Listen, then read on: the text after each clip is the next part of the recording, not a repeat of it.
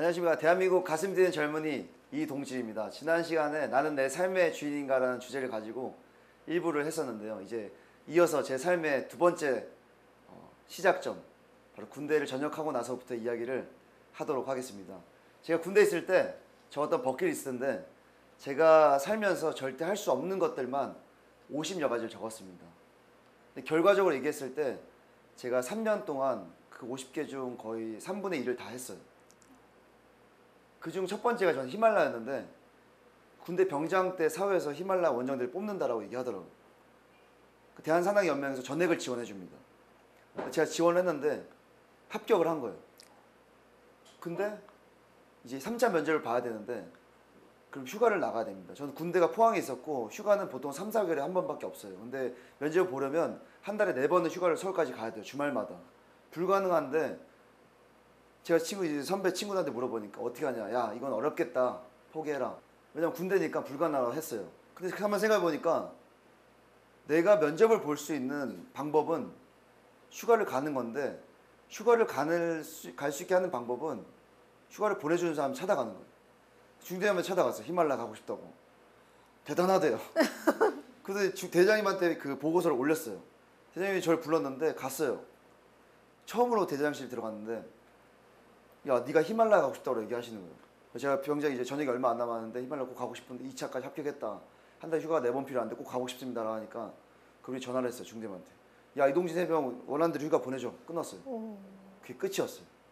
제가 한 건 지원을 했으니 정말 가고 싶다라고 얘기한 것밖에 없었어요.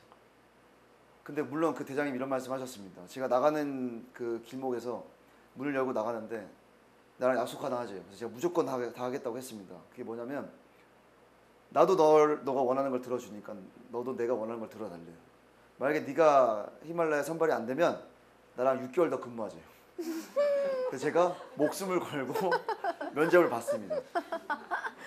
그 면접 중에 하나가 영어 면접이 있었는데 영어를 잘 못했어요. 생각합니다. 영어를 못하면 난 히말라야 못 가나? 근데 영어 외국에 살다 온 애들이 엄청 많잖아요. 그럼 내가 다 준비된 사람이 아니면 난 평생 아무것도 못하는구나. 그가 아니겠구나라고 생각했어요. 그래서 뭐 하냐면 영어 지문을 이제 한 5분짜리를 준비했어요. 이걸 어떻게 하면 영어 제일 잘하는 외국 살다 온 친구한테 맡겨서 번역을 해서 이거를 제가 그대로 따라서 외웠어요. 근데 이것만큼은 내가 원어민보다 더 잘했어요. 이걸 한 몇백 번 했으니까, 몇천 번 했으니까. 그래서 질문만 하면 전혀 알아들 수 없을 정도의 빠르게 원어민보다 빠르게 얘기를 했어요. 그러니까 그분이 갑자기 저한테 외국에서 살다 왔니요? 그래서 아니다. 두 번째 질문 중간부터 대답을 했어요. 그래서 합격을 합니다. 그렇게 히말라야 결국은 2차, 3차를 해서 합격을 하고 말도 안 되게 전역하고 나서 집에 갔어요. 아버지 전역했습니다. 고생했대요. 큰절을 드리고 잠을 잤어요. 다음날 아침이 됐는데 아버지한테 또 큰절을 드렸어요. 큰절 왜 하세요? 아버지 다녀오겠습니다. 어디 가니? 히말라야 다녀오겠습니다. 그래서 제가 히말라야 가는 비행기를 탔어요. 4일째 되는 날. 보통 그때 저녁에 대한 만끽을 하기 위해서 술을 먹거나 아니면 여행 가거나 막 이럴 텐데 제가 히말라야 가는 비행기를 타면서 깨달았어요. 내가 만약에 군인이기 때문에 포항에 있어서 말년천 병장인데 휴가가 없다는 이유만을 가지고 아무것도 하지 않았다면 나는 집은 서울에서 전역했다라는 이유를 가지고 다른 걸 하고 있었을 텐데 내 눈앞에 히말라야 펼쳐져 있구나. 내가 한 건 중대장한테 가고 싶다라고 얘기한 것밖에 없어요. 내가 하고 싶은 게 있을 때 하고 싶다라고 얘기하는 게 가장 큰 방법이구나. 그때 깨닫게 됩니다. 그래서 히말라야 가는데 이때 20 며칠의 일정을 가지고 포토 50명, 저 16명, 66명에서 히말라야 오르게 됩니다. 첫날에 제 인생의 가장 충격적인 사건을 경험하게 돼요. 뭐냐면 포토 한 명 옆에 걷고 있는데 여기는 이제 안전선도 없고 길도 나지 않았어요. 그냥 산에 올라가는 건데 포토 한 명이 걷다가 옆에 낭떠러지로 굴러 떨어졌는데 10여 미터로 떨어졌어요. 근데 구조를 하니까 허벅지가 돌아가 있고 내장이 이렇게 나와 있어요. 눈 한쪽이 튀어나와 있고 입에서 피를 토하는데 저희가 구조를 했죠. 로프를 가지고. 그래서 이제 사람들이 10명이 둘러싸여 있는데 아무도 응급처치를 할 수가 없어요. 이 사람 살리려면 헬기를 데리고 와야 되는데 헬기를 데리고 오는데 전화해서 요청하고 왔다 갔다 하는데 8시간 걸려요. 병원까지. 여기 마을 입구까지 오는데 차를 타고 2박 3일 동안 왔어요. 절벽을 넘어서. 근데 이 사람 가려면 3, 4일이 더 넘게 걸려요. 근데 어떻게 하지 하다가 28살인 포터인데 죽었어요. 근데 놀라운 저는 보통 사회에서 막 사람 다치면 뭐 앰뷸런스도 오고 병원에 가고 전화도 하고 사람들 와가지고 장례식장도 하고 막 이렇게 해서 막 정말 이런 얘기를 할 텐데 여기서 이 사람이 하다가 죽어버리는 순간 세상에 있는데 아무것도 안 바뀌었어요. 그냥 죽었어요. 그리고 우리는 다 멈췄어요. 그 생각해 보니까 이 사람이 죽어도 세상은 안 바뀌어요. 다시 말해 제가 죽어도 안 바뀌어요. 그럼 나는 멋지게 죽기 위해서 살아가는 걸까? 그럼 내가 대학에 가는 이유가 뭘까? 대학을 다니고 있는 중이었기 때문에 대학에 가서 내가 뭘 얻기 위해서 갈까? 정말로 사회에서 학교에서 교수님이 친구들이 선배들이 원하는 우리가 모두 가야 된다는 그 길이 정말 내 인생에 내가 죽음을 앞뒀을 때 나에게 맞는 길을 선택해서 가는 걸까? 라는 고민을 이분을 통해서 내가 하게 되었어요. 제가. 근데 놀라운 건 10여일 뒤에 또 한 명이 크레바스라는 데가 있어요. 빙하 사이인데 거기 빠져서 사망을 했어요. 그 다다음 날에 잠을 자다가 한 명이 사망했어요. 3명이 죽었어요. 근데 세상은 바뀌지 않았어요. 내가 죽어도 바뀌지 않겠구나. 그러면 내가 살면서 아직 대학생이기 때문에 정말 원하는 걸 한번 해보자. 내가 정말 원하는 게 뭘까? 근데 놀라운 건 저한테 그런 질문을 해보지 않았다는 거예요. 내가 정말 원하는 게 뭘까? 내가 원하는 거, 세상에 원하는 거 말고 내가 해야 되는 거 말고 좋아 보이는 거 말고 내가 정말 좋아하고 하고 싶고 원하는 게 뭘까? 정말 원하는 게 뭐지? 없어. 그럼 내가 그걸 어떻게 찾지? 어떻게 찾지? 고민을 단 24시간도 안 해봤어요. 그때 히말라야 때 엄청나게 고민했고 제가 10대 때 잘하는 게 하나 있었어요. 칭찬받는 게 유일한 게 있었는데 뭐냐면 제가 배드민턴 잘 쳤어요. 약수터에서 제가 배드민턴 쳤는데 아저씨 잘 친대요. 제가 칭찬받은 유일한 게 배드민턴이었어요. 공부 잘한다는 소리 한 번도 못 들어봤는데 그리고 제가 중학교 때 선생님 한 번 이겼어요. 쳐 선생님. 그래서 제가 그때 국가대표라는 꿈을 가졌는데 전 배우지 않았죠. 약수터에서 아저씨랑 쳤으니까. 근데 돌아왔을 때 내가 정말 하고 싶은 게 이거였어요. 근데 제 꿈은 배드민턴을 23살 때 시작해서 뭐가 목표냐면 2012년 런던 올림픽에서 금메달 따는 게 제 목표였어요. 근데 이런 얘기를 했을 때 아버지가 그냥 웃으면서 농담하지 말라고 하셨어요. 제가 몇 개월 동안 아버지한테 말씀드렸는데 나중에는 화를 내시더라고요. 인생 살면서 아버지가 화낸 건 손에 꼽혀요. 그만 좀 이 무슨 말도 안 되는 소리예요. 건축과학과에 해병대 전역해서 열심히 복학해서 성적 내서 네가 원하는 길 찾아가야 되는데 갑자기 학교를 그만두고 배드민턴 국가대표에서 금메달 따겠대. 올림픽 나가서. 그것도 2022년 뒤에. 설득이 안 되니까 제가 뭘 하냐면 아버지 앞에서 마지막 얘기합니다. 아버지 오늘 설득이 안 되지 포기하겠다. 그래서 아버지 앞에서 아버지 어머니 누나 모셔놓고 PT래요. 내가 왜 배드민턴 선수가 돼야 되지? 20년간 10년간의 계획을 짝 짰어요. PT로 만들었어요. 뭐냐면 2010년이었죠. 2010년부터 2012년까지 2년 동안 하루 15시간씩 배드민턴만 치겠다. 그리고 2012년 런던 올림픽에 후보가 돼서 런던 올림픽 단식 부분 금메달 따서 그때 받은 연금을 가지고 대학 졸업을 앞두고 단독 세계 일주를 하겠다. 세계 일주를 하고 그때 가지고 있는 경력과 그 배드민턴 국가대표라는 경력을 가지고 하버드 대학원 MBA를 들어가겠다. 하버드 대학원 가서 그때 졸업과 동시에 1학년 때 비행기 조종사 자격증을 따고 졸업과 동시에 하버드 이름을 가지고 비행기 단독 비행 세계 일주를 하겠다. 그리고 그때 끝나고 나서 그 경력을 가지고 UN 세계 식량 기구에서 전 세계를 돌아다니면서 조종사로서 전 세계 식량을 보급하는 그런 조종사로서 살겠다. 그러니까 배드민턴 시켜달라 라고 했어요. 이게 무슨 소리지? 순간 아버지 어머니 누나 3명뿐이었지만 혼란스러운 상황이 벌어졌어요. 그러니까 아버지 저희 6개월만 주십시오. 아버지가 갑자기 계속 인상을 쓰고 계시다가 말도 안 되게 웃긴 거예요. 그래서 도대체 그걸 누가 알려줬니요? 그러면서 아버지는 이제 어학연수 간다 생각하고 그럼 6개월을 써봐라 라고 하신 거예요. 그래서 아버지가 걱정하시는 건 내가 도전하지 못하게 만드는 게 아니라 내 미래가 불안하게 살아갈까봐 두려우신 거예요. 다시 말해 그 불안함을 없애주면 내가 뭘 해도 아버지 괜찮은 거예요. 그리고 부모님을 설득했던 이유는 제가 교수님 찾아갔는데 제가 이런 걸 할 겁니다. 근데 부모님이 서류를 안 내주세요. 교수님이 이런 얘기 하셨어요. 내가 너의 운동비를 다 대주겠다. 대신 부모님을 설득해라. 근데 왜 내가 설득했냐 물어봤을 때 이런 말씀 하셨어요. 너가 살면서 정말 하고 싶은 도전이 있는데 부모님조차 설득하지 못하는 사람이 어떻게 세상에 있는 사람들과 기업과 많은 사람들을 설득할 수 있겠냐. 근데 맞는 말인 것 같아요. 그래서 아버지 설득한 거예요. 설득이 됐어요. 제가 6개월 동안 뭐냐면 저는 꿈이 국가대표 선수가 되는 게 꿈이었어요. 그래서 동네에서 잘 치는 게 아니었어요. 저는 누굴 찾아가면 우리나라 국가대표 감독님 찾아갔어요. 감독님 저 잠깐 5분만 시간 주십시오. 감독님이 그래? 와보래요. 커피를 마시면 제가 3시간 동안 얘기했어요. 왜 배드민턴 선수가 돼야 되는지, 왜 국가대표가 돼야 되고, 왜 올림픽에 출전해야 되는지. 감독님이 저 얘기를 막 듣다가 이런 얘기 하세요. 너 나한테 왜 그러네요. 그래서 갔는데 나와버려요. 내가 국가대표 애들이 10몇 명이 있어요. 다 국가대표 애들이에요. 걔는 뭐지? 이 형 뭐 갑자기 와가지고 불러요. 쳐버려요. 국가대표 여기서 올림픽 금메달 딴 친구 한 명 있었어요. 아시안게임.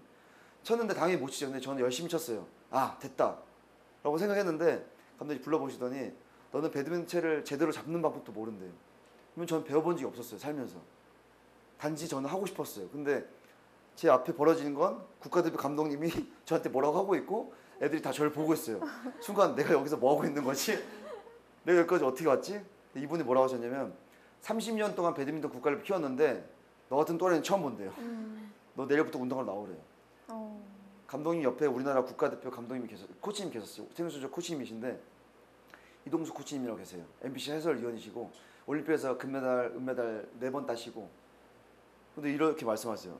코치님 예전 전담으로 코치를 좀 해주십시오. 알겠대요. 그리고 이분이 전화를 돌리셨어요. 성남시청 프로팀 감독님한테 전화했어요. 얘 훈련 보낼 테니까 좀 봐달라고. 코치님이 중국 초등학교 감독님을 소개시켜줬어요. 저는 6명의 국가대표 감독님, 그러니까 6명, 1명의 국가대표 감독님이시고 국가대표 코치님이시고 나머지 국가대표 출신의 6명의 감독님 밑에서 하루 15시간씩 운동을 하기 시작합니다. 감독님이 이랬어요. 절대 국가대표 안 된대요. 5개월 동안 제가 매일 쳤어요. 제 친구들이 저한테 또라이래요. 그 왜 아니에요?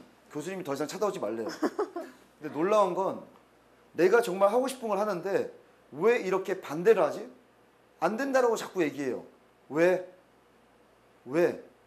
근데 누가 이런 얘기를 하더라고요. 내가 뭔가 말도 안 되는 거 이뤘을 때 상대방은 말도 안 되는 격차를 느끼게 된다. 그래서 자기도 모르게 그 사람의 꿈을 응원하지 못한 상황이 생긴다라고 하더라고요. 근데 만약 이 사람이 돼버렸어. 그럼 나는 절대 못하거든요. 근데 물론 그런 생각 하지 않았어요. 나중에 들은 얘기지만 그러니까 다시 말해 제가 봤을 땐 내가 하고자 하는 거를 반대하는 사람들이 나타났을 때 전혀 듣지 않아도 된다는 사실을 그때 깨달았어요. 6개월 뒤에 저는 우리나라 정식 선수가 됩니다. 근데 우리나라 선수는 아니고 우리나라 내 그 선수로 등록이 됐어요. 이 선수 등록이 되면 전국체전 및 세계대회를 뛸 수가 있어요. 물론 그 점수가 있어야지 세계를 뛸 수 있는데 선수가 된 거예요. 그 감독님이 근데 제가 6개월 뒤에 결정을 해야 되는데 제가 깨달은 게 뭐냐면 목숨을 걸고 배드민턴 쳤어요. 그때 6개월 뒤에 생각한 건 이렇게 하면 국가대표는 되겠지만 이번 생에는 좀 힘들겠다. 다음 생에 하자. 내가 할 만큼 다 했어. 내가 모든 걸 걸고 해보니까 내가 포기를 선택할 수 있게 되는 거예요. 할까 말까. 근데 그때 놀라운 게 그 국가대표 코치님이 저한테 이랬어요. 진짜 그만둘 거니라고 물어보셔요. 너 진짜 그만둘 거야? 그분 삼성전기 출신이세요. 삼성전기 선수 출신이고. 왜냐면 국가대표 애들은 이미 너무 잘하기 때문에 사실 초등학교, 중학교, 고등학교 때처럼 하루 10시간씩 운동 안 해요. 4시간만 운동하면, 3시간만 운동하면 유지가 됩니다. 아마 프로들은 다 알 거예요. 사실은 그 준비하시면서, 취업 준비하시면서 그때 준비랑 지금이랑 완전 갭이 다르잖아요. 그렇죠. 재수도 그래요. 재수도 10시간씩 공부하지만 나중에 대학생 되면 3시간, 2시간만 공부해도 1시간만 공부해도 고등학생보다 훨씬 잘 풀 수 있어요. 그러니까 선수들은 사실은 내가 생각했던 것보다 적게 하는 거예요. 그래서 이 친구들이 10배를 하면 내가 10년을 줄일 수 있겠구나. 1년 만에. 그래서 했는데 6개월 만에 선수가 되었고 근데 이제 그때 제가 이제 결정을 한 거죠. 포기를 했는데 제 주변에 친구들이 했어요. 거봐. 아무것도 이루지 못했잖아. 사람들은 몰라요. 그 사람들 얘기가 필요 없는 게 왜냐면 저는 알아요. 내 인생에 내가 목숨 걸고 말도 안 되는 거를 하루 15시간씩 병원을 20번 이상 다니면서 국가대표 찾아가면서 내가 해냈다라는 거. 그러면 나는 뭘 줘도 하루 15시간씩 뭘 해. 1년 동안. 그러면 아마 다 할 수 있어요. 그 힘이 나에게 있다는 걸 제 스스로 알게 되었어요. 그때부터 도전하기 시작합니다.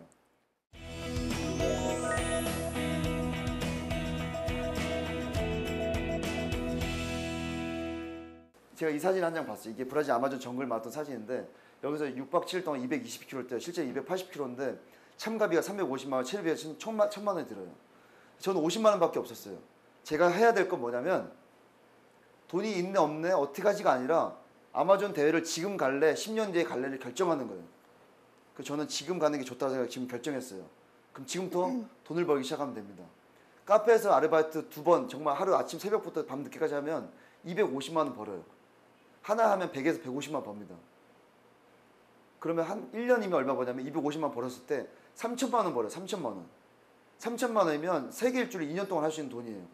3천만 원이면 3년치의 학비를 다 낼 수가 있어요. 2년 일하면 6천만 원 벌어요. 카페에서 아르바이트만 해도 2년 동안 6천만 원을 벌 수 있다는 사실을 이거 준비하면서 깨달았어요. 내가 다 포기하면. 다시 말해 돈이 없어서 못한다라는 게 거짓말이었어요. 3년 일하면 9천만 원 벌 수 있어요.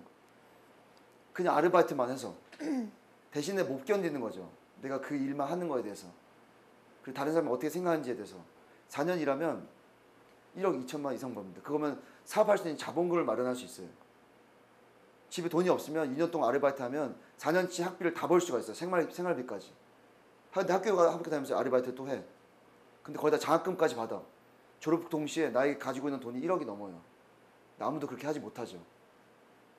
근데 그때 알았어요. 근데 놀라운 게 이때 준비하면서 아시아나항공에서 대학생들 꿈을 들어주는데 1등 하면은 600만 원의 거의 장학금을 줘요. 제가 4차 면접까지 갔는데 1등을 했어요. 130대 1로. 근데 제가 여러 가지 면접 준비가 있었지만 자기소개서를 써야 되는데 저는 자기소개서를 제대로 써본 적이 없어요. 근데 생각한 게 난 공대인데 글을 써본 적이 없으면 그럼 이런 공모전은 자기소개서를 써본 사람만을 위한 건가? 그럼 나 같은 사람은 평생 못해? 못할까요? 근데 대부분이 공대는 못해. 자기소개서조차 통과를 못해요. 근데 그건 아니라고 생각했어요. 그런 게 어딨어? 그런 게 어딨어? 누가 안 된다고 누가 얘기했어요? 그래서 제가 자기소개서 썼어요. 근데 이걸 가지고 선배한테 우리 학교에서 제일 글 잘 쓰는 선배 찾아갔어요. 취업한 선배한테. 선배가 좀 고쳐주니까 선배가 야, 그 글을 이렇게밖에 못 쓰네요. 근데 본인이 다 고쳐줬어요. 막 뭐라 하면서. 그래서 하는데 와 멋있어요. 제가 막 내 이야기지만 야 이렇게 꾸밀 수 있구나. 이걸 가지고 교수님 갔는데 교수님이 야 이동진 생각보다 글 잘 쓰네 하면서 고쳐줬어요. 이래가지고 또 다른 선배한테 가서 선배 제가 부족하지만 자기소개서 한번 써봤습니다. 야 너 뭐 글쓰기 준비했었냐? 막 그러면서 고쳐주세요. 이렇게 10명을 거치니까 대한민국 최고의 자기소개서가 탄생했습니다. 내 스토리가 부족한 게 아니었어요. 내 노력이 부족한 게 아니라 내가 얼마나 발품 팔지 않은 게 내 노력하지 않은 게 부족했던 거예요. 아르바이트한 경험 하나만 가지고도 취업을 할 수 있다는 사실을 좀 깨달았어요. 근데 아무도 그렇게 하지 않아요. 그리고 자기 인생을 탓해요. 그럼 내 과거를 탓하고 학벌을 탓하고 내 인생을 탓해요. 그러면서 하지 않습니다. 근데 그렇게 하고 싶지 않았어요. 그래서 정말로 4차 면접에 130들로 합격을 하고 600만 원 받았어요. 나머지 400만 원 필요한데 그게 도전이었어요. 아르바이트 하는 건 할 수 있는 일이잖아요. 아르바이트 안 해요. 어떻게 할까? 어떻게 돈을 벌까? 기업에 막 제안서를 뿌려요. 제안서 못 써요. 그래서 인터넷 처음 제안서 어떻게 쓰는 법 했는데 한 10군데 회사에 보냈어요. 하나 AK 백화점에도 보냈어요. 삼성에도 보내고. 취업 박람회 할 때 가가지고 뭐 하냐면 취업 상담 받는 것처럼 하다가 내가 좋은 제안을 하고 싶다. 마케팅 담당자 이메일을 좀 얻고 싶다. 그러냐 뭐든 해보래요. 왜냐면 이 사람들도 뭔가 좋은 이미지를 갖고 왔기 때문에 번호를 다 알려줘요. 그래서 한 10군데 SK, 뭐 삼성, 포스코 다 얻었어요. 그래서 마케팅 연락했는데 답장이 안 오죠. 근데 한 군데서 답장이 왔어요. 제안서 이렇게 쓰지 말래요. 그래서 제가 답장했어요. 감사합니다. 저에게 조언해준 첫 번째 사람이십니다.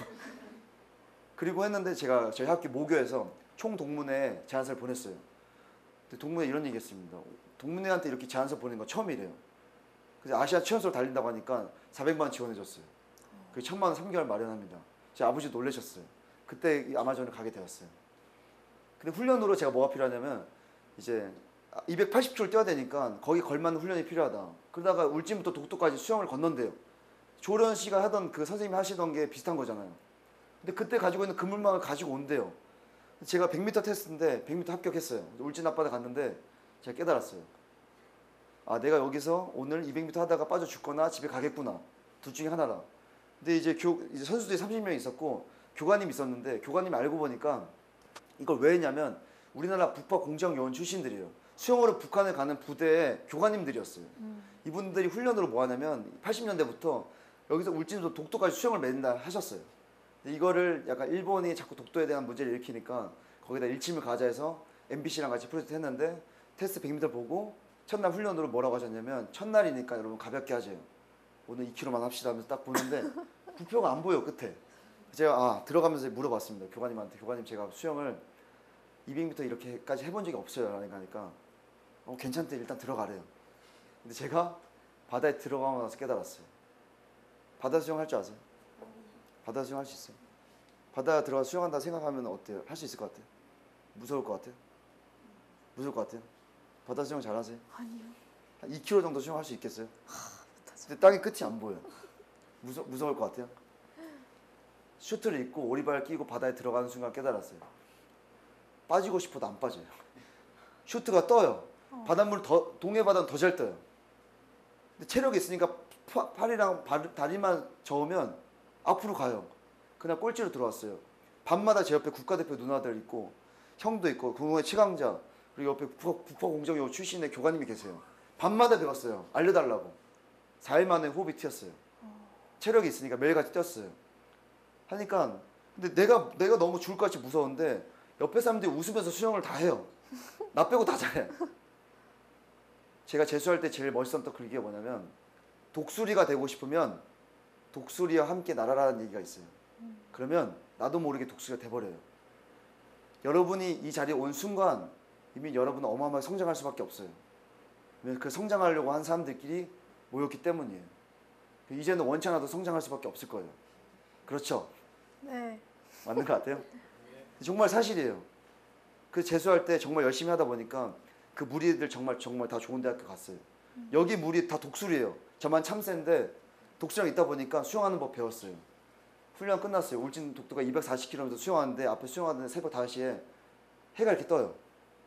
막 눈물이 나. 3일째 됐을 때 도착했거든요. 옆에 뭐가 있냐면 독도가 나타났어요. 사람이 수영으로 독도에 갈 수 있다는 걸 깨달았어요.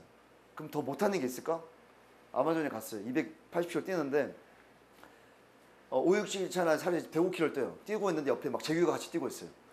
수영할 때는 악어도 있어요.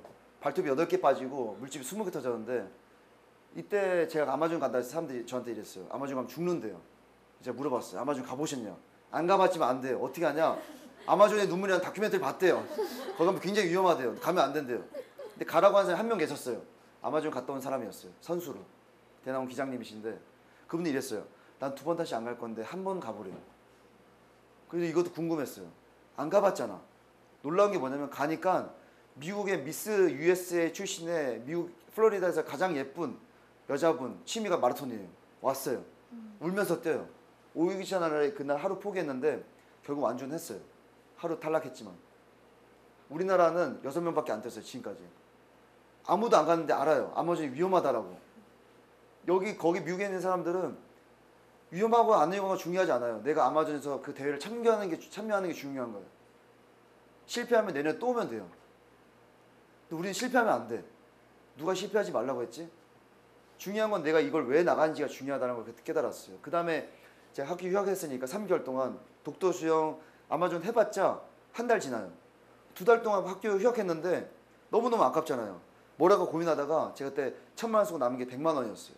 아시아나에서 주는 티켓이 미국 왕복 항공권이었어요. 그러면 들어가는 거는 뉴욕을 하고 나가는 거 LA로 하자. 그럼 미국에서 2달 동안 뭘 하지 했을 때 2달 동안 가고 싶은 정하니까 LA랑 뉴욕이 나왔어요. 그럼 여기를 자전거로 타자. 그래서 자전거를 뉴욕에 갈 때 가져갔어요. 뉴욕에 맡겨놓고 돌아와서 자전거를 가지고 대회 마치고 이틀 뒤에 뉴욕 넘어가서 4일 동안 그 정비하고 2012년, 11년 10월 22일 날 뉴욕 맨하튼에서 LA로 출발하기 시작합니다. 그때 가지고 있었던 게 아이폰이랑 지도 한 장이었어요. 그때 얘기했어요. 아마존 제가 이제 미국 횡단 한다고 하니까 미국 사람들이 뭐 하냐면 가지 말래요. 왜 안 되냐? 가면 총 맞는데요. 어제도 뉴스에 살인 사건 기사가 나왔대요. 저는 생각해요. 뉴스에 나오는 건 그만큼 말도 안 되는 일이기 때문에 나오는 거예요. 그만큼 일반적이지 않기 때문에 나오는 거예요. 그래서 뉴스에 나오는 거예요. 제가 봤던 60일 결국 저는 근데 제가 얘기했어요. 저한테 왜 그러시냐고 얘기했어요. 근데 놀라운 건 이분은 뉴욕에서 20년간 살았는데 단 한 번도 뉴욕 밖에 여행한 적이 없어요. 근데 얘기해요. 내가 살아본 미국은 너무 위험하니까 미국 나가면 총 맞는데요. 안 해봤는데 너무 잘 알아요. 제가 도전하면서 깨달을 게 뭐냐면 해보지 않고 불가능하다라고 말하는 것 자체가 불가능한 거예요. 안 해봤는데 어떻게 알아요? 그리고 그 사람이 한 거잖아요. 이 사람이 만났던 사람인데 이 사람이랑은 안 맞지만 다른 사람이 만났을 때 천생연분일 수 있어요. 그거 어떻게 알아요? 만나야지 알잖아요. 근데 그 만나기 전에 물어봐요. 만났을 때 어떠냐고. 아니래. 그럼 전 안 해요. 자전거 횡단 6,000km 하게 됩니다. 60일 동안 6,000km 달리면서 100만 원 중에 제가 썼던 먹고 자는데 쓴 비용은 30만 원이었어요. 60일 동안 50여 가구에서 잠을 잤어요. 제가 돈 내고 잠을 잤던 건 3번이었어요. 그리고 이제 타다 보니까 제가 맨날 물어봤어요. 날 재워달라고. 근데 이제는 사람을 하루는 5시간 걸린 적도 있고 5분 걸린 적도 있는데 이제 나중에 사람 눈빛만 보면 알아요. 얘가 날 재워줄지 안 재워줄지. 얘기합니다. 뭐라고 하냐면 재워달라고 안 해요. 절대로. 나 미국에서 한국에서 청년인데 히말라야 아마존 이런 횡단을 많이 했다. 근데 내가 미국의 문화를 느끼고 싶어서 호텔이나 모텔에서 잘 수 있지만 나 미국 현지에서 잠을 자고 싶다. 그래서 내가 특별히 이 말에서 오늘 쉴 건데 너에겐 특별한 기회를 주고 싶다. 너 날 재울래 말래? 아니면 지금 시간이 없으니까 다른 사람 찾아야 된다. 너 바빠 죽겠으니까. 이 사람이 기다리려. 전화해 집에. 그럼 우리 집에서 하룻밤 묵을 수 있겠냐 물어봐요. 그럼 오늘은 특별히 내가 가겠다. 가요. 근데 절대 뭐 달라고 안 해요. 근데 가서 뭐라 하냐면 이분이 커피 한잔 하잖아요. 나 다 필요 없다. 잠만 자고 가겠다. 근데 이분이 얘기하다가 재밌으니까 친구 불러요. 야, 한국에선 또라이인데 빨리 와봐. 와요. 자천도 와요. 막 얘기하다 보면은 너무너무 재밌었는데 갑자기 이럽니다. 근데 너 밥은 안 먹지. 그래서 얘가 뭐라고 하냐면 여행자들은 헝그리 정신으로 가는 거다. 저 좀 안 먹는다. 무슨 말도 안 되는 소리예요. 같이 밥 먹재요. 밥 먹어요. 친구들 다 가고 나서 막 악수하고 나는데 이제 끝나고 나 10시쯤 넘으면 너 씻지 않냐요. 보통 여행자들은 잘 안 씻는다. 그러면 더러운 놈 하면서 뜨거운 물 틀어줘요. 그래서 전 매일같이 목욕했어요. 끝나고 하면 빨래를 가지고 방에 들어가려면 그거 어떻게 하냐요. 보통 여행자들은 땀냄새 맡으면서 여행하는 걸 하니까 더러운 놈 하면서 빨리 달래요. 보통 미국은 빨래기가 건조기가 다 있어요. 그러면 빨래 돌리자마자 건조 다 시켜요. 아침에 나가면 이제 아침에 일어나면 빨래가 다 돼 있어요. 전 60일 동안 45일 정도를 빨래를 했어요. 매일같이. 누구보다 깨끗하게 살았어요. 그리고 나갈 때 이제 아침을 해놔요. 뭐 이런 거 했냐면서 막 밥을 막 먹다가 지도를 펼친 다음에 내가 오늘 이 목적지에 가는데 잘 때를 못 구했다. 사실 너무너무 두렵다. 마치 이런 거예요. 서울에서 잠을 잤는데 인천이나 수원에 있는 데로 목적지 가야 돼. 근데 서울에 있는 사람 중에 수원에 있는 친구가 한두 명은 있잖아요. 그럼 내가 물어봐요. 너무너무 무섭다. 근데 어떻게 할지 모르겠다 하면은 괜찮아. 걱정하지 말래. 전화해요. 야, 한국에서 온 내 제일 친한 또라이 친구인데 무조건 오늘 재워. 끊어요. 이렇게 포옹해줘요. 걱정하지 말래. 내가 도와주겠대. 그러면 그날 출발해서 딱 떠날 때 그 사람이 이렇게 손 흔들고 있어요. 동시에는 그러고 있어요.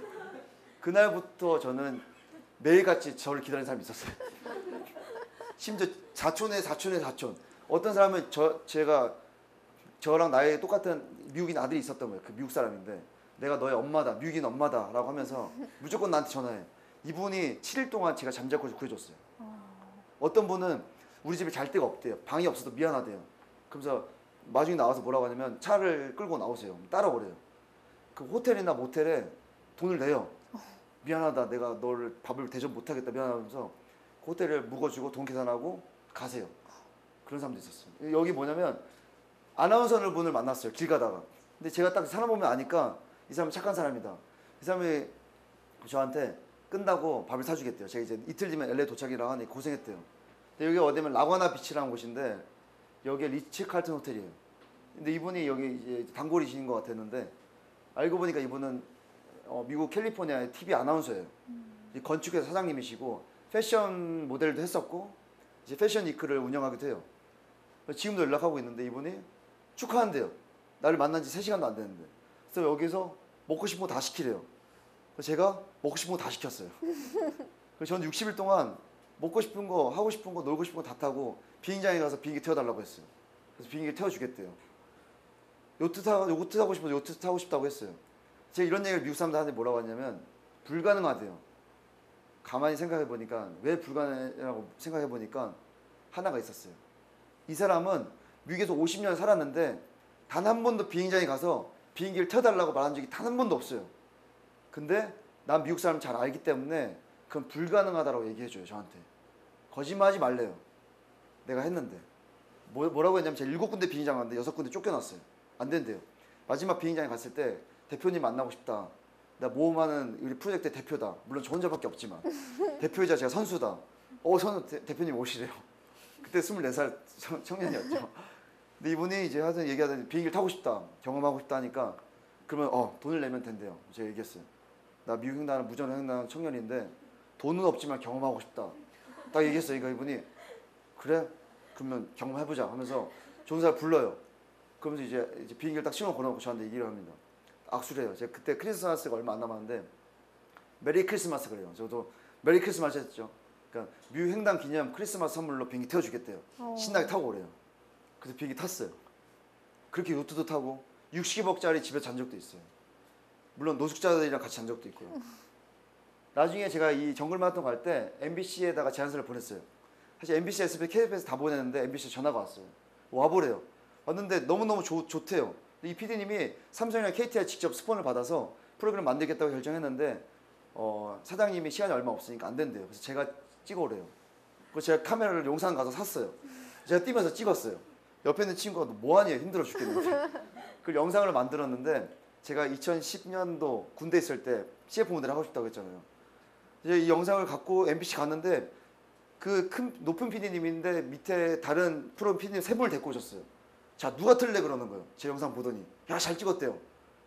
그럼 제가 틀겠다고 PD님 그러셨어요. 그래서 프로그램 확정이 됐는데 갑자기 그분이 이제 제가 파일을 다 넘겼죠. 엄청 많이 있으니까. 그 편집도 제가 다 했어요. 근데 그 이제 원본 파일 다 보냈는데 다음날 전화가 왔어요. 그때 2012년도였는데 작가님이 미안하대요. 그래서 왜 그러시냐 하니까 우리 MBC가 파업을 해서 프로그램이 없어졌대요. 그때가 2012년 MBC가 파업했었대요. 근데 제가 이제 저는 억울할 게 없어요. 왜냐면 저는 PD도 아니고 영상하는 사람도 아니었고 나는 경험하고 싶었고 내 결과물 가지고 어떻게든 만들어 보고 싶었는데 근데 이거 아무도 시킨 게 아니었어요. 어떻게 하면 내가 하고 있는 일을 멋지게 만들 수 있을까? 더 경험하고 성장할 수 있을까? 라고만 고민했어요. 근데 이걸 가지고 제가 아까우니까 페이스북에 올렸는데 아시아나운서 전화가 왔어요. 이동진 씨 영상을 봤는데 너무 감동적이다. 우리 TV CF 모델이 되어줄 수 있겠냐. 제가 얘기했어요. 알겠습니다. 끊고 나서 춤을 췄어요. 말도 안 되는 일이다. 거짓말인 줄 알았어요. 근데 놀라운 건 베트남에 가서 TV CF를 찍게 됩니다. 그때 찍은 영상인데 이게 뭐 하고 있냐면 연기하고 있는 거예요. 잘하죠? 박수 한번 주세요. 다 서울에서 촬영하고 베트남에 촬영하고 저는 놀라운 경험이었던 거예요. 제 인생에. 근데 제 2010년도에 분명히 제 선배가 그랬어요. 다시 태어나도 모델 못한대. 왜냐면 검은잡잡에 빡빡이에 근데 2년 만에 찍었어요. 1년 만에 대한민국 대신 독도횡단을 하고 히말라야 오르고 그런 거를 한 30, 40까지 한 거예요.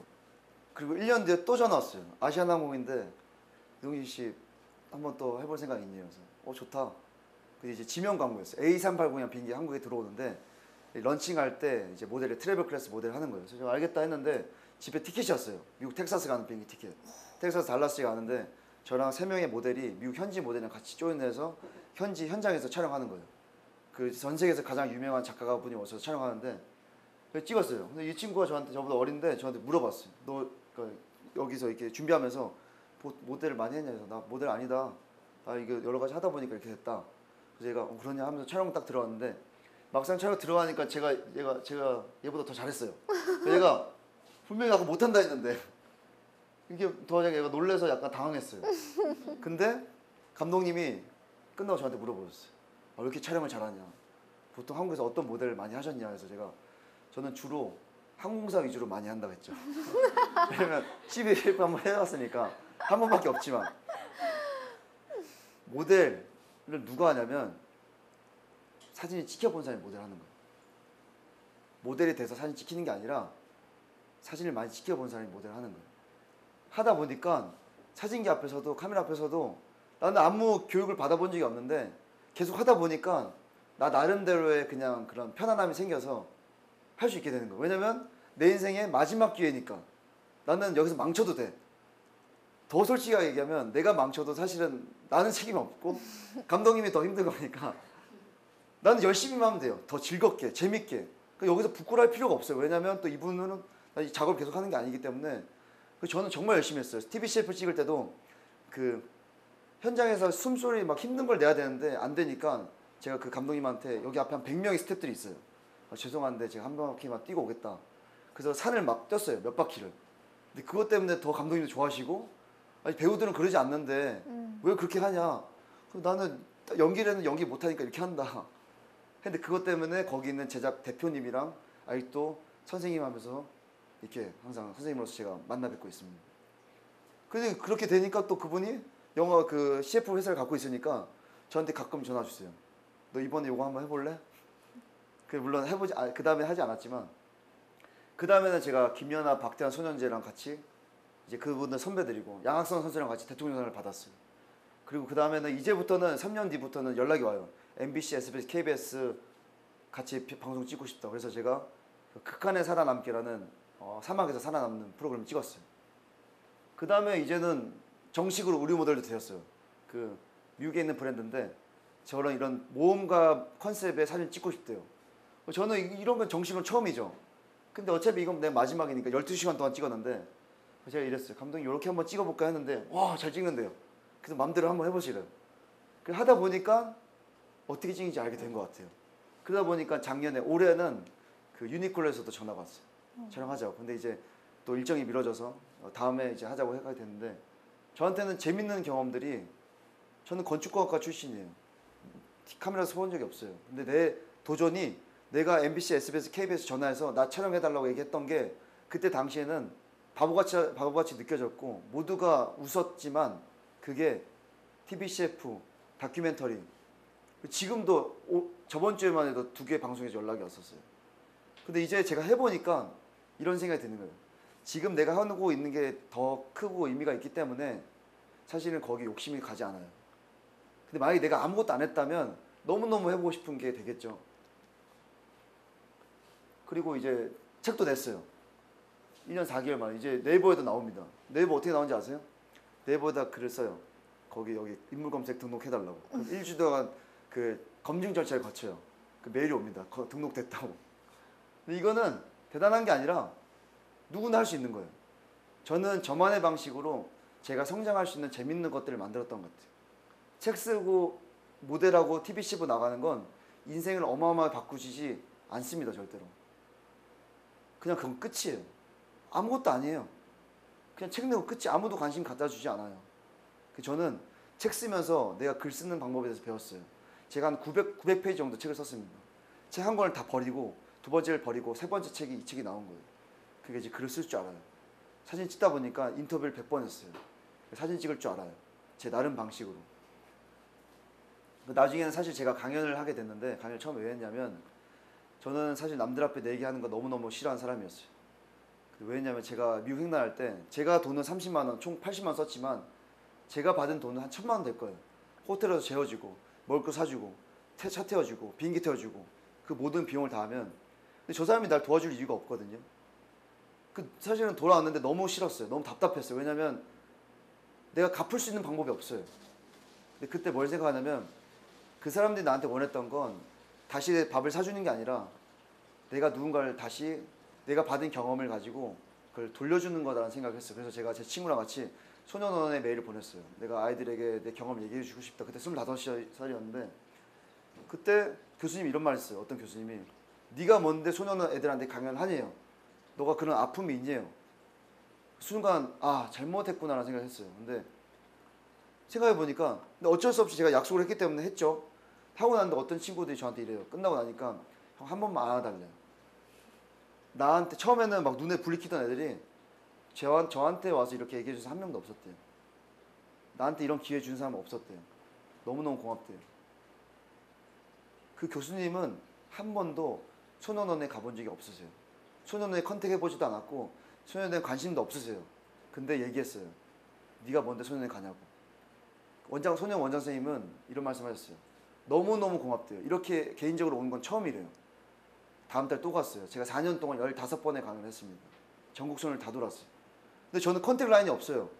그래서 제가 법무부 소년원과에 다 전화를 하고 직접 소년원에 전국에 있는 소년 전화를 다 했어요. 제가 미팅을 잡고 회사의 그 비용을 받고 아이들에게 무료로 전부. 그래서 그 가수도 제가 섭외했어요. 같이 가자, 콘서트 하자. 그래서 가수랑 같이 무료 콘서트 투어를 했어요. 근데 아무도 촬영 안 해주죠. 그래서 제가 감독님을 섭외했어요. 캠페인을 찍자, 광고를 만들자. 찍어보니까 법무부가 아직 허락 안 했어요. 제 마음대로 광고를 만들었어요. 근데 법무부에 줬어요. 캠페인 써달라고. 근데 캠페인은 안 된대요. 근데 이런 얘기를 했어요. 저한테 이번에 법무부에서 소년원 아이들과 같이 전국 그 국토순례 할 건데 같이 하지. 법무부의 국가기관이 개인한테 같이 하자고 제안을 한 거예요. 제가 이렇게 해본 사람이 해왔으니까. 손영 원장님이 저를 다 알아요. 그래서 이번에 제가 이제 미국 가면서 못하게 됐지만 다른 분을 연결해서 함께 하기로 되었습니다. 그러다 보니까 삼성 SDS에서 소년원 프로그램 하는데 제가 연설로 또 초청이 되었어요. 그러면서 그게 시작이 돼서 나중에는 기업이나 대학이나 기관이나 병원에서 하다 보니까 처음 1년 반은 너무너무 서기 싫었는데 제가 5,000명 앞에서도 강연을 해봤어요. 10명 앞에서 해봤어요. 그러고 나니까 깨달았어요. 숫자는 중요하지 않다는 거. 전혀 중요하지 않아요. 우리 5,000명이면 제가 더 5,000명을 더 설득시킬 수 있어요. 그 에너지를 그대로 돌려줄 수 있어요. 근데 이거는 4년 동안 만들어진 겁니다. 처음에 생각했던 게 내가 이거에서 내가 뭔데 강연하지였어요. 근데 어떤 군대에서 들었던 어떤 장교 어떤 친구가 오늘도 찾아왔었어요. 저는 지금도 성장하는 중에 있는 청년인데 그런 친구들 때문에 내가 잘 가고 있구나를 깨닫게 되는 것 같아요. 그리고 저는 절대로 완성되거나 어떤 거 이룬 사람이 아닙니다. 그래서 제가 하는 모든 말이 절대 정답이 아니에요. 저는 하나의 제 인생 경험에 그런 본보, 하나의 예시를 들어주는 거고 이걸 가지고 여러분의 인생에 도전을 했으면 좋겠습니다. 제가 마지막으로 했던 재작년 도전이 몽골에서 말을 타고 2,500km를 달리는 거였는데 이게 왜 했냐면 졸업을 앞두고 저는 조종사라는 직업을 하고 싶었는데 항공사에 들어갈지 전 단독비행 새길 줄 아는 꿈이 있었어요. 근데 항공사에 가면 회사를 그만두기가 힘들 뿐더러 이렇게 못합니다. 그리고 그때는 시간이 지나서 아마 결혼했거나 더 많은 환경들이 주어지겠죠. 그러면 내가 졸업하자마자 취업하는 것보다 직접 하는 게 낫겠다. 단독비행 새기주 하는 게 낫겠다. 근데 이때 돈이 몇십억이 들어요. 저는 돈이 몇천만 원도 없었어요. 근데 제가 맨날 했던 게 뭐냐면 뭘 할지 결정하는 거였는데 그 결정을 내리기 위해서 내가 납득할 만한 결정을 하기 위해서 몽골에서 말을 타고 2,500km를 달리다 보면 내가 정말 원하는 게 뭔지 나와의 대화 속에서 알게 되지 않을까라고 하니까 사람들이 또라이래요. 무슨 말도 안 되는 소리네요. 몽골에서 말을 타고 2,500km 달리는 사람이 어디 있냐요. 한국에서 한 분 계세요. 그분에게 막 조언을 구했죠. 근데 뭐 너무 힘들었어요. 얻기가. 그러다가 말을 100마리 기르는 어떤 형님이 알게 돼서 그분 같이 가기로 했는데 그럼 이왕 이렇게 하는 거 이걸 영화로 찍으면 나와 같은 상황에 있는 사람들이 결정을 앞두고 있을 때 도움이 되지 않을까. 그래서 제가 7명의 감독님을 찾아가요. 영화 감독님들을. 나랑 같이 하자. 경비는 다 대줄 수 있다. 그리고 나오면 n분의 1 하자. 근데 5분이 안 된대요. 2명이 마지막에 같이 하재요. 그리고 사진작가 1명 불렀어요. 사진 쓰고 싶으면 다 가져라. 대신 경비 대줄게. 사진으로 활용할 수 있는 거 다 해라. 5명이 모였어요. 그리고 제가 돈을 모아서 제가 500마리 있었는데 말 100마리 기는 형님이 제가 같이 스폰서를 계속 구하다가 안 되니까 마지막에 일주일 전에 그럼 내가 2천만 원 낼게 라고 하셨어요. 2천만 원이 모여집니다. 내가 결정만 하니까 사람도 돈도 다 따라왔어요. 몽골 가기 5일 전에 사람들을 다 알게 되었고요. 3일 전에 비행기표를 끊고 이틀 전에 본인한테 말씀드렸어요. 몽골 갔다 오겠다고. 아버지가 말 탈 줄 아네요. 가서 배워야 되겠죠 하면서 몽골에 가서 말을 살려고 하니까 570마리 갖고 왔어요. 고르래요. 제가 이게 보고 있는 거예요. 뭘 고르지? 이때 말을 사면서 3번을 떨어졌어요. 당연히 못하죠. 근데 제가 못하는 저를 보면서 그 형이 뭐라고 생각하냐면 내가 얘를 믿고 그 형은 저보다 10살이 많은 형인데 가정이 있어요. 근데 내가 왜 얘를 믿고 몽골까지 왔을까? 이런 생각을 하셨대요.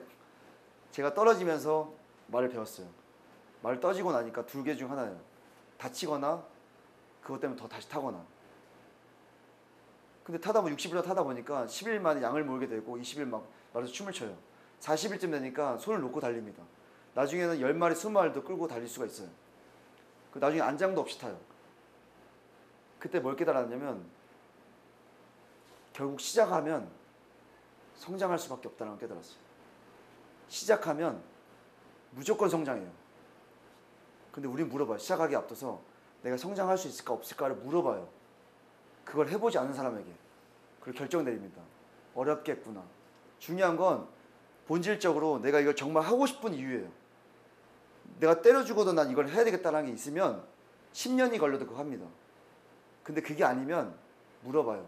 좋아 보이는 것을 하려고 하니까 그거에 대해서 얘기해 준 사람한테 물어봐요. 이게 정말 좋은 걸까? 정말 자기가 좋은 거라세요. 그리고 정말 좋아하는 사람을 만나고 좋아하는 꿈을 꾸세요. 좋아 보이는 걸 찾지 말고. 그러니까 이제 제 꿈은 이제 몽골횡단해서 영화도 만들었어요. 1년 만에 영화사도 하나 만들었고요. 우리나라에는 80군데 배급사에 전화를 다 해서 메가박스에서 시사도 했어요. 코엑스에서. 그리고 올해는 CGV에 3군데, 서울 강남역 CGV, 대전역 그리고 이제 수원역에서 CGV에서 상영을 하고 올해 배급사에서 아마 개봉을 하자고 얘기를 하고 있어요. 저는 건축공학과 나왔지만 메인 영화관에서 영화를 틀 수 있게 되었어요. 아무도 안 된다라고 했어요. 안 해본 사람들이. 그러니까 해보셔야 돼요. 그 다음에 이제 제 꿈은 이제 마무리입니다. 단독비행 세계일주 하기 위해서 미국 갔을 때 만났던 회장님 중 한 분이에요. 이분한테 얘기했어요. 제가 100개국 세계일주 할 건데 비행기가 필요하다. 나중에 유엔에 청년기구 만들겠다 하니까 따라오래요. 본인이 이런 비행기가 7대 있는데 내가 너한테 빌려주겠대요. 그래서 제가 이걸 왜 빌려주냐 물어봤어요. 되려. 이분이 이런 얘기합니다. 나는 1000억 이상 있다. 내 친구들 다 1000억 갖고 있어. 비행기 어마어마하게 많이 갖고 있어. 하지만 아무도 100억짜리, 50억짜리, 1000억짜리 꿈을 꾼 사람은 아무도 없다. 근데 너가 50억, 100억짜리 꿈을 꾸기 때문에 내가 비행기를 빌려주는 거다. 왜냐면 나 7대의 비행기 갖고 있으니까. 제가 이번에 미국 갔을 때 저는 지금도 졸업을 작년에 했기 때문에 취업을 해보지 않았어요. 비행학교 비용이 1억입니다. 돈이 없죠. 돈이 없으면 나는 취업을 무조건 해야 되나? 그래서 제가 뭐 하냐면 미국의 비행학교에 10군데를 찾아갔어요. 올해 1월에. 가서 제가 얘기합니다. 할리우드 영화 찍어줄 테니까 나의 장학금 전액을 대라. 어떤 학교에서 대표님이 이랬어요. 제정신으로 왔네요. 놀라운 게 10군데 중에 5군데가 너 유튜브 조회수가 어떻게 되냐. 이제 세바시 조회수가 10만이 넘어요. 10만이 넘는 게 하나 있다. 그럼 얘기했는데 어떤 학교에서 한 달 동안 저랑 3번의 미팅했는데 제가 일주일에 한 번씩 3분짜리 유튜브 영상을 전 세계 10개국어로 유튜브, 유쿠, 페이스북 다양한 매체를 통해서 올려주겠다. 너네 학교 이름에 스폰서십을 달고 하고 하니까 이분이 한 달 만에 33일 만에 전액 비용을 줬어요. 미국 사람이 이런 얘기했습니다. 제가 갈 때 넌 미국 사람에 대해서 모른다. 미국이 이렇게 만만하냐. 제가 스폰서를 딱 그 비행학교 장학금을 받자마자 이분이 뭐라 했냐면 내가 아직도 미국에 대해서 몰랐나 보다. 미안하다고 했어요. 오래 산다고 본인의 일을 많이 했기 때문에 모든 걸 아는 건 아니라고 저는 알게 되었어요. 그래서 이분이 저한테 코스프라이 코리안 레프레젠테티브 이거 한국 대표이사를 줬어요. 근데 5가 아니에요. 아무것도 아니에요. 이건 그냥 명함만 줬어요. 한국에서 홍보하라고. 제 꿈은 이 비행기를 타고 전 세계 50개국 미국 50개 줄 돌면서 조종사로서 전 세계 이어주는 역할을 하고 싶어요. 이때 100개 기업들과 50개 학교를 지을 거예요. 유엔에서 유엔 기구와도 함께 할 것이고 예전에 배드민턴 칠 때 아버지한테 유엔 기구에서 일한다고 했었죠. 근데 그게 말도 안 되는 방향으로 조금은 다르지만 제가 3년 뒤에 유엔과 함께 프로젝트를 할 거예요. 그래서 이 유튜브, 유쿠, 중국 쪽에 거의 조회수가 하루에 1억 뷰가 넘는데 뭐 시간당 조회수가 같이 동시대에 접속하는 사람이 2만 명이 넘는다 하더라고요. 한 비디오에. 그 정도로 많은 사람들이 보는데 그리고 이제 카카오라운드 얘기를 했고 또 여기 다른 또 글을 올리면서 다양한 매체 전 세계로 제 영상을 뿌릴 거예요. 그리고 나서 이 모든 영상이 1년 동안 끝난 다음에 그리고 이걸 제가 이제 미국 할리우드에서 개봉을 할 겁니다. 미국에서 개봉하면 한국에서 개봉하면 너무너무 쉬워져요. 왜냐하면 어떤 청년도 미국에서 먼저 개봉한 영화가 없어요. 그리고 이때 시즌1을 하고 그 다음 시즌2로 미국 횡단 세계일주를 할 겁니다. 그 다음에 제 꿈이 이제 우주 비행 회사에 들어가서 우주 종사 훈련을 받는 거예요. 그리고 항공우주 회사를 설립하는 거예요. 할 수 있을 것 같아요? 네. 저 놀라운 건 전 비행을 단 한 번도 배워보지 않았어요. 지금 아직 시작도 안 했어요. 근데 여러분이 믿죠? 할 수 있다라고. 자, 이렇게 할 수 있는 본인의 꿈의 설계도가 필요한 것 같아요. 예. 나의 가능성은 어디일까? 도전해보셨습니까? 도전하시기 바랍니다. 이상으로 강연을 마치겠습니다. 감사합니다.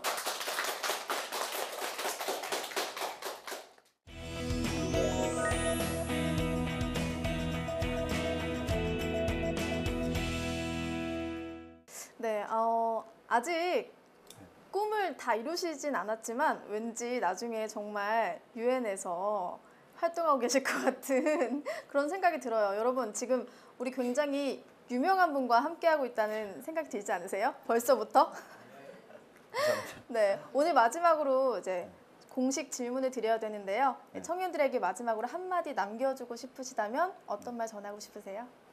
경험하지 않으면 내가 뭘 좋아하는지 잘하는지 할 수 있는지를 알 수 없는 것 같아요. 그리고 세상이 원하는 좋아 보이는 것이 아닌 내가 정말 좋아하는 것을 찾기 위해서 더 많은 경험을, 더 많은 도전들을 하셨으면 좋겠습니다. 그래서 제가 마지막으로 함께 외치고 싶은 게 있는데 지금 혼자 있을 때 이거 거울 보면서 외쳐도 돼요. 그래서 큰 소리로 한번 따라해 주셨으면 좋겠습니다. 할 수 있어요? 네. 할 수 있어요? 네. 하겠습니다. 같이 하셔야 돼요. 네. 나는 생각보다 훨씬 더 훨씬 더 강하다. 강하다. 감사합니다. 감사합니다. 여러분 우리 하고 싶은 일 있을 때 나 자신에게 먼저 스스로 물어본 적 있으세요? 그런 적이 없었던 것 같아요. 고민하지 마시고 지금 자신에게 먼저 물어보세요. 그리고 도전하시기 바랍니다. 그게 바로 내 삶의 주인이 바로 나라는 증거가 되지 않을까 싶습니다. 멈춰있던 마음과 생각이 흐르는 시간 청산유수 오늘 강의 여기서 마치도록 하겠습니다. 고맙습니다.